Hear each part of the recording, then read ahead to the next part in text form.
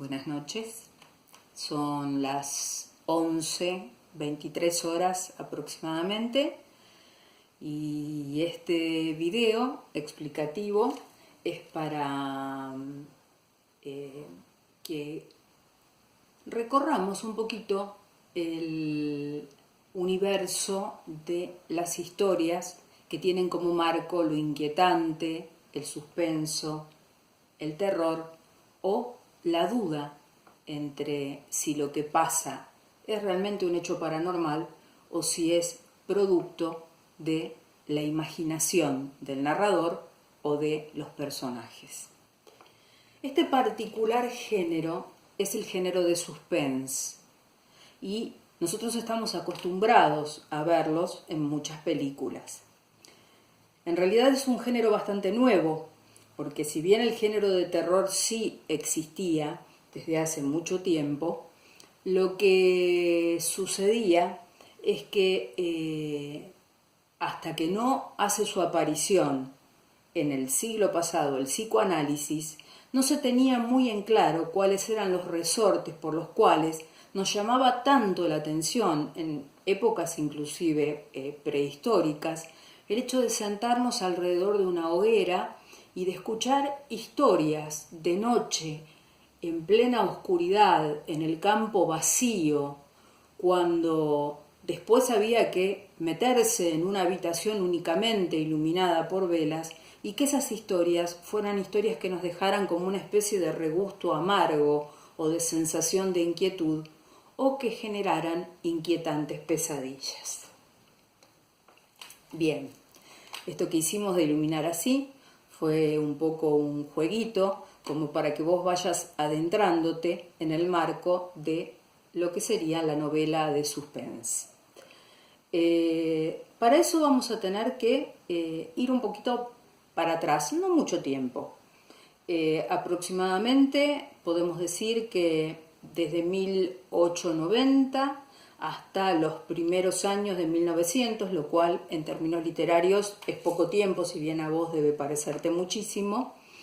Esa popular palabra que estamos acostumbrados tanto no solo a usar, sino a recurrir a los servicios como es psicoanalista, psicoanálisis, psiquis, psíquico, no existía en los términos reales de ser una ciencia o una pseudociencia, que algunos consideran que es así, con una finalidad terapéutica. Para eso yo brevemente te voy a contar que si no hubiese aparecido Freud y no hubiese esbozado su teoría, nunca hubiese existido lo que llamamos novela psicológica o novela de suspense. Por eso tengo que hablarte un poquito de un doctor austríaco cuyo nombre es Sigmund Freud. Sigmund Freud fue sumamente brillante, inteligente e inquieto. Nació en los primeros años de 1900 y se recibió muy joven de médico neurólogo, o sea, de esos médicos que se especializan en padecimientos físicos del cerebro. Obviamente, como su promedio fue muy alto, fue a trabajar a un hospital importantísimo de enfermos neurológicos en Viena, y él gustaba mucho, después de comer, de caminar por los pasillos, por los parques en donde deambulaban los enfermos, y de sentarse un ratito con ellos en el banco y de hacerle algunas preguntas. Preguntas que no tuvieran que ver con su enfermedad, sino preguntas que tuvieran que ver con su vida, o sea, de entablar un vínculo, una conversación con el paciente. Y como su mente era muy aguda, empezó a notar que muchos pacientes que tenían síntomas de enfermedades neurológicas, como podía ser arrastrar los pies, tener temblores en las manos o tener, digamos, una leve diferencia en la forma de apoyarse, una renguera en la forma de caminar, después que él entablaba una relación humana con su paciente, cuando se levantaba del banco en el parque, el paciente caminaba normalmente. Y entonces empezó a pensar basándose también en los descubrimientos de un doctor que en Francia estaba aplicando la hipnosis, que es aquella terapia para la cual se utiliza la voz y el tono de voz para hacer entrar en una frecuencia cerebral determinada, que es una frecuencia sugestionable para el que practica, digamos, al que es objeto de la práctica de la hipnosis. El doctor Charcot estaba haciendo experimentos para llegar también a las mismas conclusiones que Freud. ¿A qué conclusiones llegó el doctor Freud? Que más allá de los padecimientos físicos que puede tener una persona y que están en los órganos del cuerpo, hay padecimientos que se generan en un lugar que no está ubicado en ninguna parte del cuerpo, por lo cual él a este aparato le llamó aparato psíquico, porque no es ni el aparato digestivo, ni el aparato circulatorio, ni digamos el aparato motor de la persona, sino que es una especie de sistema que genera y regula las emociones, las sensaciones y las percepciones de la persona y que tiene también que ver con las personalidades de cada uno de nosotros. Descubrió que este aparato está formado por 3 partes. El yo, así muy simplemente, o sea que es la personalidad con la cual nos contactamos con la sociedad. Esto que ustedes ven de mí, de esta profesora, es mi yo, el yo que se está contactando con ustedes. Pero que a su vez está regido por un super yo, que es la imagen de la ley, de la autoridad, del padre, de la religión, de todo aquello que nos pone, digamos, una condición moral para hacer las cosas. Pero está tironeado hacia abajo, desde el otro hombro, por el super yo. ¿Qué es el super yo? Aquello que tiene que ver con lo más instintivo, con lo más animal del hombre, con lo más inconsciente, con esos sueños que tenemos a veces, algunas noches inquietas, que decimos nosotros mismos: si yo fuera libretista, realmente esto podría ser una fabulosa novela, porque no sabemos ni de dónde apareció. Eso es el inconsciente que, digamos, el super yo tiene mucho que ver, digamos, tanto el super yo como la otra parte, el ello, que es parte del inconsciente, y que nosotros no llegamos a conocerla. Solamente, digamos que la relación entre estas 3 partes del aparato psíquico son lo que el resto de las personas conocen de nosotros, que es el yo, y que ni nosotros mismos conocemos, que es lo que tenemos dentro de esa otra parte de la estructura. Ahí empezó a considerarse el concepto de las enfermedades mentales, el concepto de la locura, el tratamiento de las enfermedades que tienen que ver con lo mental mediante la palabra, y surgió lo que llamamos hoy y que conocemos hoy como psicoanalista, psicoanálisis, etcétera, etcétera. Por aquella misma época, una familia con 2 hijos que tenían mucho dinero y que consideraban que la educación no era ir a la escuela, sino que consistía, como ellos podían, en, no sé, llevarlos a hacer un viaje por Egipto cuando había que estudiar Egipto, o hacerlos conocer las partes geográficas del mundo mediante el contacto directo con las montañas, con los ríos, con los árboles.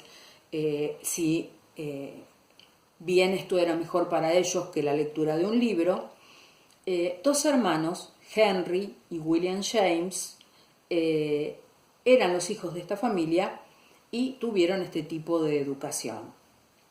William James, cuando llegó la etapa de elegir una profesión, estaba fascinado por las teorías de Freud, fascinado por la psicología, y eligió estudiar psicología. Pero su hermano, Henry, era muy afecto a la lectura de novelas, a la escritura de cuentos, y se sabe que había una propiedad abandonada. Empecemos a registrar nombres típicos del suspense: muy alejada, cerca de un bosque, rodeada por la naturaleza vegetal, casi abandonada, en donde se contaba una historia de fantasmas. Esta casa se llamaba Bly y Henry James se sintió muy interesado por la historia de la casa, a tal punto que, llegado un momento de su vida, decide comprarla, esta mansión de Bly, e instalado ahí, escribe la primera novela de suspense, y yo creo que una de las más maravillosas que existen respecto del género, que es Otra vuelta de tuerca. Ustedes están o leyendo o comenzando a leer sobre esta historia. ¿Qué es el suspense? El suspense es un tipo de texto literario, un tipo de lo que podríamos llamar película de terror o libro, digamos, que tiene como motivo los hechos fantásticos, en donde ocurre una dualidad. Frente a la lectura de la historia puede darnos a nosotros como lectores, de acuerdo a nuestra propia estructura psíquica, dos posibles desenlaces. O sea, el mismo libro, Otra vuelta de tuerca, visto por dos personas distintas, puede tener dos concepciones distintas, como cualquier obra que trate de suspense.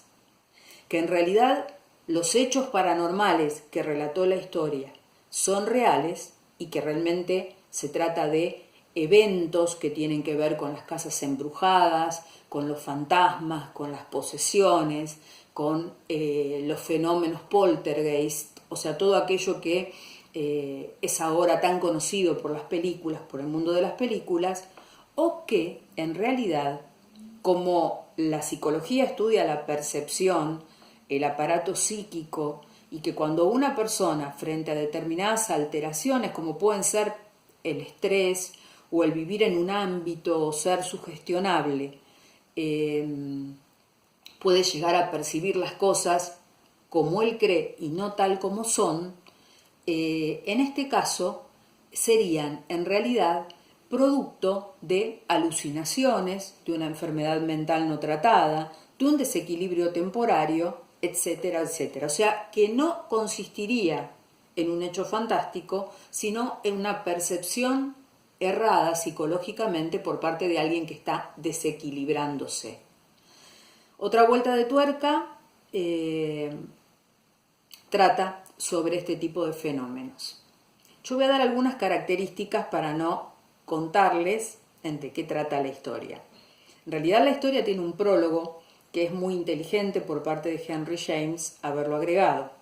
Este prólogo cuenta que en la época de Navidad un grupo de personas reunidas cuentan historias de fantasmas. O sea, ¿qué hacen? Crean un ámbito sugestionable. Frente al relato de una de las personas que impresiona mucho a las mujeres y que trata de chicos, Douglas, uno de los personajes, dice: si una historia de fantasmas relacionada con chicos da impresión, ¿cuánto más lo haría cuando los chicos no sean uno, sino sean más? Y promete, esto también es algo parte de la técnica del suspense, ir a buscar o mandar a traer un diario, o sea, un diario no de Clarín, digamos, ni La Nación, sino un diario personal escrito de puño y letra de la protagonista de la historia. Con lo cual, crea cierta ilusión de credibilidad de que los hechos que van a relatarse están, digamos, en concordancia con la coherencia y no con la locura. Pero siempre nos va a dejar un margen de dudas. Es muy importante en este tipo de novelas que los personajes nos resulten ambiguos, que tengan un poquito de ángel y un poquito de demonio, y que cada uno, si el escritor es hábil, nos deje de alguna manera imaginar cuál es de estas dos posibilidades la que predomina en el personaje. Que la historia sea contada o de primera mano o por un testigo muy calificado, alguien muy creíble, para que podamos creer que esto que es un poco difícil de comprobar, el testigo sea en este caso el que nos dé la sensación de credibilidad. ¿Dónde transcurren las historias? Generalmente en lugares apartados, en lugares solitarios, en bosques, en casas abandonadas, en lugares donde no podemos buscar la protección frente a la duda que nos genera lo que está sucediendo en la novela. ¿Cuándo sería la hora apropiada? Generalmente la noche, que en el ámbito de la nocturnidad es donde nosotros frente a la oscuridad nos sentimos vulnerables, podemos ver las sombras, podemos imaginar que el mundo de los sueños y de las pesadillas se hacen ciertos. Y podemos creer más a ciencia cierta que lo paranormal que puede llegar a interpretarse, porque acordate, siempre es cuestión de interpretación por parte del que escucha o por parte del que lee la conclusión, pueda llegar a ser más creíble. O sea, los ámbitos son solitarios, fríos, oscuros. Los personajes que llevan adelante la historia generalmente están solos, confundidos, han sufrido una tragedia, están en un momento en donde es más fácil que se quiebren psicológicamente. Como yo no quiero adelantarte más cosas, voy a decirte que muchas de estas cosas que te dije están en Otra vuelta de tuerca de Henry James, que nos va a reproducir de puño y letra, como nos dice el autor, el propio diario de la protagonista, a la cual, según nos cuenta este señor Douglas, él conoció, pero nos va a dejar el margen suficiente de dudas como para que pensemos cuál posibilidad de las dos que te dije es la que nosotros aplicamos al relato. En este juego ninguna posibilidad es incorrecta. Las dos pueden ser de acuerdo a tu propia estructura psíquica, que sos el lector. Si sos más sugestionable, quizás optes por una de las resoluciones. Si sos menos sugestionable, más científico, quizás optes por otra de las posibilidades.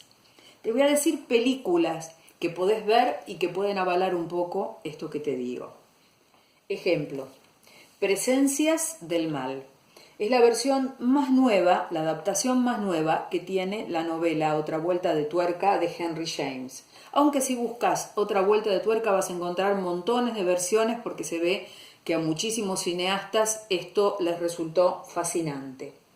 Otra que yo te recomiendo mucho es Los Otros, que quizá las hayas visto y que está en Netflix y cuya protagonista es Nicole Kidman y mantiene muy bien esto que yo te cuento del clima de suspense. La otra que podés ver, pero que no es, digamos, tan perteneciente al género, pero que sí deja alguna ambigüedad, es la del año 2019, La semilla del mal, que también fue muy famosa y muy nominada.